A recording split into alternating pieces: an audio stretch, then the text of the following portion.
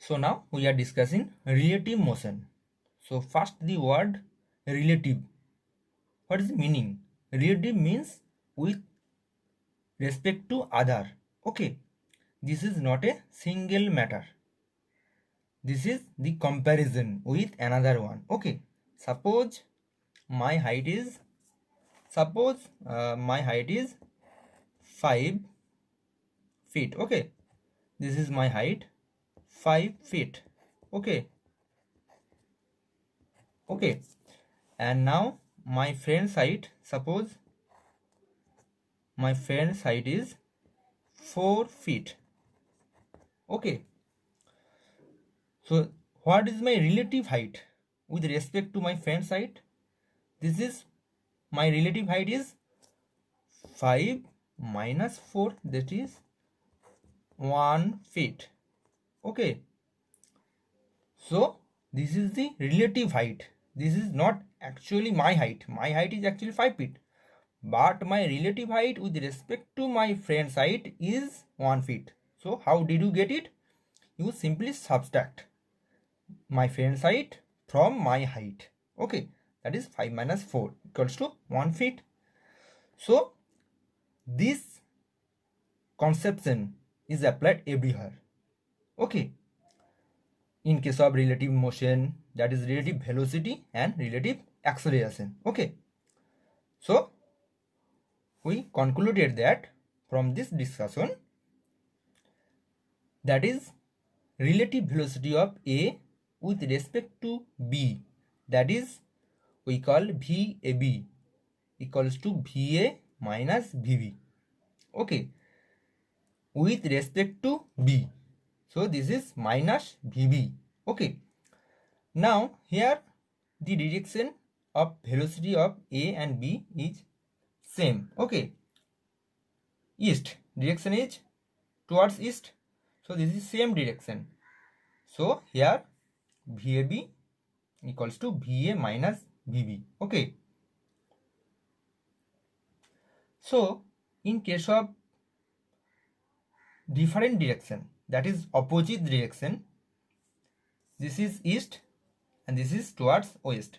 So here what will be the relative velocity of A with respect to B? Now formula is same, VAB equals to VA minus, here is minus VB because we know that velocity is a vector quantity. So if this direction is positive, then we must take it as negative because the direction is opposite. Okay, so VAB equals to VA minus of minus VB, that is VA plus VB. So it's not always VA minus VB, it depends on the direction of the two bodies. Okay, if direction is same, then it will be simple VA minus VB, but if the direction is not same and it opposite, then VAB, that is relative velocity of A, will be VA plus VB. Here the velocity of B will be added to velocity of A. Okay, clear? Now suppose an example. Sita is going towards east. Okay, velocity 2 meter per second. And this is Geeta is moving towards west. Okay, velocity 3 meter per second. So what will be the relative velocity of Sita with respect to Geeta? That is Vs minus Vg. With respect to velocity will be always subtracted from the first one. Okay, so Vs means 2 minus Vg means 3, but here the direction is opposite, so this is minus 3, so it results 5 meter per second. Okay, clear? Now from this concept of relative motion, we can calculate the minimum distance between two bodies in motion. Okay, we will be understanding this with the help of this example. Suppose this is car A and car B start moving simultaneously, that means with the same time. Okay, in the same direction. Okay, direction is same, towards east. Okay, this is car A, car B. At time t equals to 0, that is starting point. Okay, A is 10 meter behind car B. Okay, A is 10 meter behind, and acceleration of car A is 4 meter per second square. It has no initial velocity. Okay, and the velocity of car B is 1 meter per second, and it is constant velocity. Okay, so now how we can calculate the problem? Find the time when car A overtakes car B. Okay, so we here apply the concept of relative motion, because here two bodies, that is two cars, are moving. So here we must the apply of relative motion concept. Okay, now UA equals to 0, because there is no initial velocity of car A.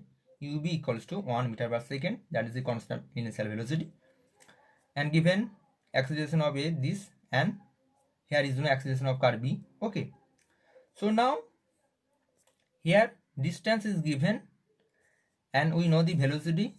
Okay, and we know the acceleration, so we calculate the time. So we must put this formula. Okay, S equals to ut plus half at square. But now what will be the value of u and a? Here this will be all relative velocity. So relative velocity and relative acceleration we must put here. That is, here for relative motion it will be modified as S equals to UAB, that is relative velocity of A with respect to B.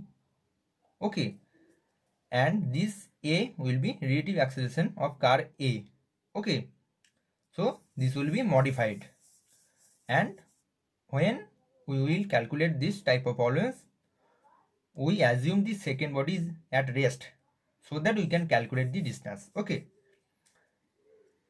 so from here we can get a quadratic equation. This type of equation is quadratic equation, as square plus bx plus c equals to 0. Here t is similar to x. Okay, we can get the value of x by putting this formula. This is Sridhar Acharya's formula. Okay, from this formula we can calculate t, but we have to understand the relative velocity and relative acceleration. Okay, we must put the value here because this is two bodies are in motion. We must put the concept of relative velocity. Okay, now another problem is rain-man problems. So now with the help of example we can understand this. A man walking on a road with a velocity 3 km per hour. Okay, suddenly rain starts falling. The velocity of rain is 10 km per hour in vertically downward. Okay, this is vertically downward. VR means velocity of rain, VM means velocity of man. Okay, the relative velocity of rain is, so this is the question.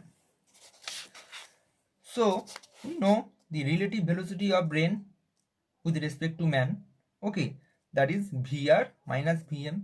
So here VM must be negative, so this is positive, so negative will be this direction, and we need to calculate VR minus VM, that is equal to the relative velocity of rain.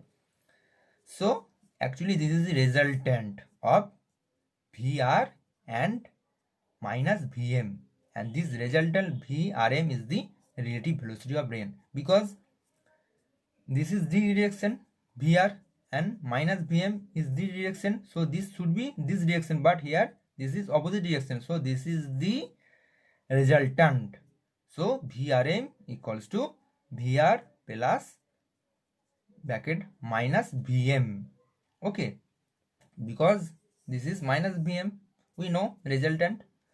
From this resultant are equals to A plus B, because A this direction, B this should be this, but this is this direction, opposite direction, so this is the resultant. Okay, so R equals to A plus B, this is same rule here. Okay, so this is actually resultant, and we can calculate the value of resultant VRM equals to root of v r square plus root of vm square. So this is actually always positive, so we can calculate the value from here. Okay, thank you.